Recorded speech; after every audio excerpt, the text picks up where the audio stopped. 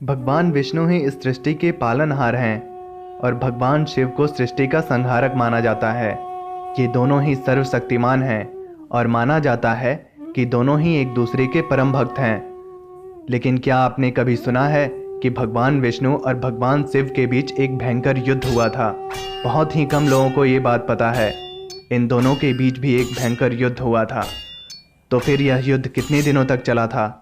इस युद्ध का इस सृष्टि पर क्या प्रभाव पड़ा था? इस युद्ध में कौन विजयी हुआ था? ये काल चक्र है। इस काल चक्र में मैं आप सबका अभिनंदन करता हूँ। आज हम भगवान विष्णु और भगवान शिव के बीच होने वाले महाप्रलयकारी युद्ध की कथा सुनेंगे। एक दिन जब माता लक्ष्मी अपने पिता समुद्र देव से मिलने आई, तब उन्होंने देखा कि उनके पिता काफी चिंतित प्रतीत हो रहे थे। उन्होंने उनसे उनकी चिंता का कारण पूछा। तब समुद्र देव ने कहा, पुत्री, मैं तुम्हारे लिए अति प्रसन्न हूँ कि तुम्हारा विवाह श्री हरि विष्णु के साथ हुआ है। लेकिन तुम्हारी 5 बहनें सुवेशा, शुकेशी, समीशी, सुमित्रा और वेदा भी मन ही मन विष्णु देव को अपना पति मान चुकी हैं और उनको पाने के लिए कठोर तपस्या कर रही हैं। यह बात सुनकर माता लक्ष्मी भी अत्यंत चिंतित हुईं और वैकुंठ धाम वापस आ गईं। वापस आकर माता लक्ष्मी ने भगवान विष्णु से कहा, हे प्राणनाथ, आज मुझे विश्वास दिला दीजिए कि आपके संपूर्ण हृदय में केवल और केवल मेरा स्थान है। भगवान विष्णु ने कहा, देवी, आप इस सत्य से अनभिज्ञ नहीं हैं कि मेरे हृदय के आधे भाग में केवल महादेव हैं। मैं कैसे कह दूं कि मेरे संपूर्ण हृदय में आप हैं? इस पर देवी लक्ष्मी ने कहा, तो फिर शेष आधा भाग तो मेरे लिए होना चाहिए।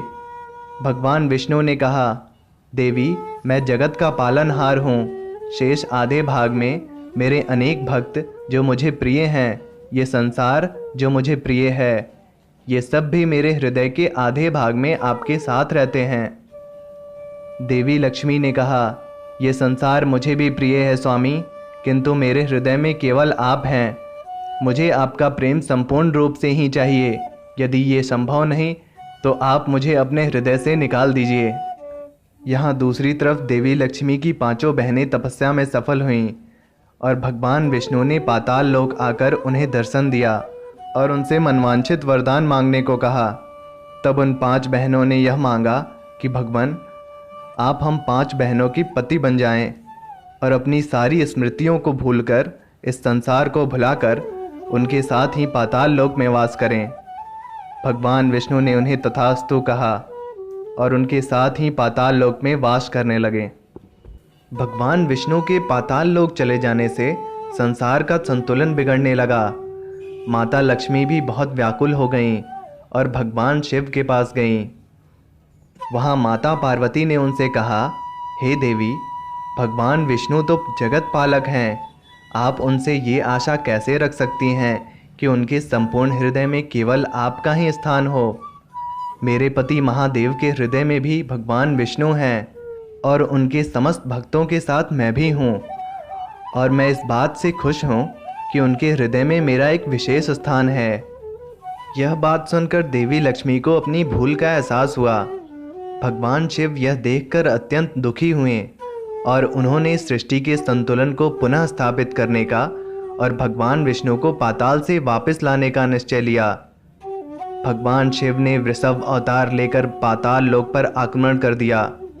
उन्हें देखकर भगवान विष्णु अत्यंत क्रोधित हुए और महादेव के सामने आ गए और उन दोनों के बीच युद्ध प्रारंभ हो गया।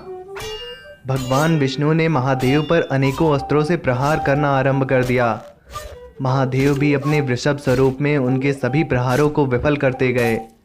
दोनों ही सर्वशक्तिमान थे, अतः युद्ध बिल्कुल बराबरी का चल रहा था। ये युद्ध अनेकों वर्षों तक चलता रहा। किसी को भी इस युद्ध की समाप्ति का उपाय समझ नहीं आ रहा था।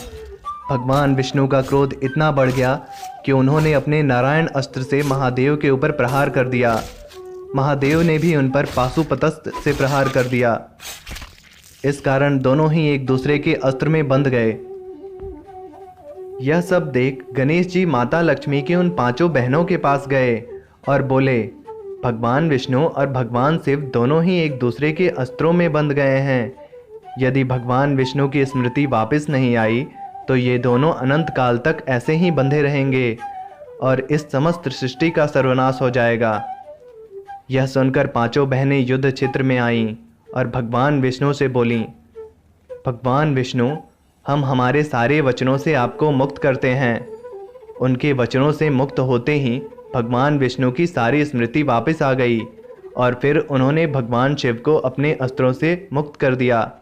भगवान शिव ने भी उन्हें मुक्त कर दिया और अपने साकार रूप में आ गए और फिर भगवान शिव भगवान विष्णु को लेकर वैकुंठ धाम आ गए।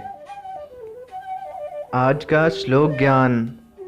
अनाहुतः प्रविशन्ति अपृष्टो बहुभासते अविश्वस्ते विश्वसति मूढ़चेता नराधमा।